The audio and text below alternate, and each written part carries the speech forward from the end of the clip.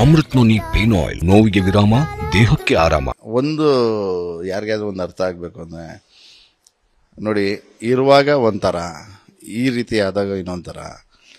ಕಷ್ಟ ಕಾಲದಲ್ಲಿ ಅಂದ್ರೆ ಓನ್ಲಿ ಈ ಸುಖ ಕಾಲದಲ್ಲಿ ಅಷ್ಟೇನೆ ಒಬ್ಬ ವ್ಯಕ್ತಿ ಇದ್ದಾಗ, ಕಷ್ಟ ಕಾಲದಲ್ಲಿ ಕೆಲವರು ಅಂದ್ರೆ ಎಲ್ಲಾನು ಡಿಸ್ಟೆನ್ಸ್ ಮೇಂಟೈನ್ ಆಯ್ತು ಈಗ. ಹಾಗಾಗಿ ಅದರಲ್ಲಿ ಮೋಸ್ಟ್ಲಿ ಗೊತ್ತಿರುತ್ತೆ, ಅವ್ರಿಗೆ ತಿಳ್ಕೊಂಡಿರ್ತಾರೆ ಮೋಸ್ಟ್ಲಿ ಇಷ್ಟೇ ಜಗತ್ತು, ಇದೇ ಜಗತ್ತು. ಆಮೇಲೆ ಇನ್ನು ಕೆಲವರಲ್ಲೂ ಇರ್ಬೋದೇನೋ, ನಾನೇನೋ ರಿಯಾಕ್ಟ್ ಮಾಡಿದ್ರೆ ಅದು ಬೇರೆ ರೀತಿ ಆಗುತ್ತಾ, ಅಂದರೆ ಬೇರೆ ಮೆಸೇಜ್ ಹೋಗುತ್ತಾ ಅನ್ನೋ ಥರನೂ ಇರಬಹುದು. ಬಟ್ ರಿಯಾಕ್ಟ್ ಮಾಡ್ಬೋದಿತ್ತು, ಬರ್ಬೋದು ಇತ್ತು.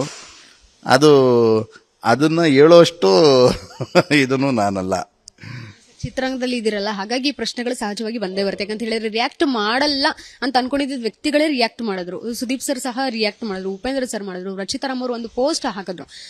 ಏನೋ ಅವ್ರ ಪರವಾಗಿ ಹಾಕ್ಬೇಕಂತಿಲ್ಲ, ಅಟ್ಲೀಸ್ಟ್ ಅವ್ರ ಬಗ್ಗೆ ಒಂದಷ್ಟು ಗುಣಗಳನ್ನ ಅವ್ರು ಹೇಳ್ಕೊಂಡ್ರು. ನಾನು ಹೇಗೆ ಪರಿಚಯ ಆಗಿದ್ದವರು, ನನ್ನನ್ನ ಇಂಟ್ರೊಡ್ಯೂಸ್ ಮಾಡಿಸಿದ್ರು, ನನ್ನ ಗುರು ಅಂತ ರಚಿತಾರಾಮ್ ಅವ್ರು ಹೇಳ್ಕೊಂಡ್ರು. ಅದೇ ರೀತಿ ಏನಾದ್ರು ಒಂದು ಇಂಡೈರೆಕ್ಟ್ ಆಗಾದ್ರೂ ಪೋಸ್ಟ್ ಹಾಕಿದ್ರೆ ನಮಗೂ ಕ್ಲಾರಿಟಿ ಸಿಕ್ತಿತ್ತು, ಈ ಕಡೆ ಅವರ ಅಭಿಮಾನಿಗಳಿಗೂ ಕ್ಲಾರಿಟಿ ಸಿಕ್ತಿತ್ತೇನೋ ಅಂತ. ಈಗ ಸೈಲೆಂಟ್ ಆಗಿ ಕೈಕಟ್ಟು ಕೂತ್ಕಿರೋದ್ರಿಂದ ಏನಿದ್ರ ಅರ್ಥ ಅನ್ನೋ ತರ.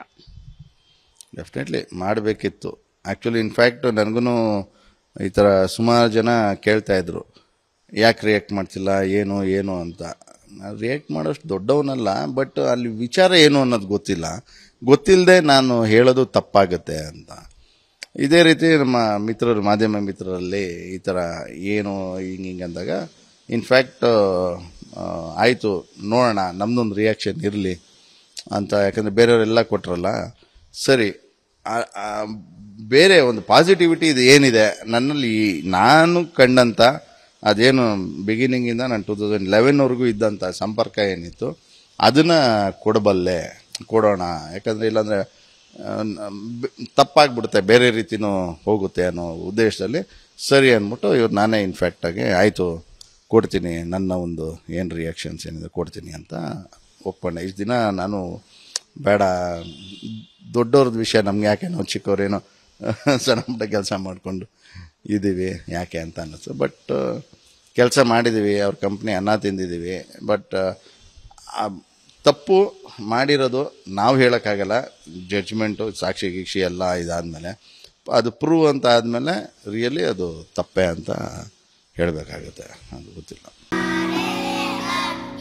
ನಾವು ಸಲಹಿದ ಕೈಗಳು ನಮ್ಮ ನೋವಿಗೆ ಸ್ಪಂದಿಸಿದಾಗ ಆಗುವ ಸಂತೋಷ. ಅಮೃತ್ ನೋನಿ ಪೇನ್ ಆಯಿಲ್, ನೋವಿಗೆ ವಿರಾಮ, ದೇಹಕ್ಕೆ ಆರಾಮ. ಅನುಕ್ಷಣದ ಸುದ್ದಿಗಳಿಗಾಗಿ ವಿಸ್ತಾರ ನ್ಯೂಸ್ ಯೂಟ್ಯೂಬ್ ಚಾನೆಲ್ ಸಬ್ಸ್ಕ್ರೈಬ್ ಮಾಡಿ. ಹೊಸ ಸುದ್ದಿಗಳ ನೋಟಿಫಿಕೇಶನ್ಗಾಗಿ ಬೆಲ್ ಐಕಾನ್ ಕ್ಲಿಕ್ ಮಾಡಿ.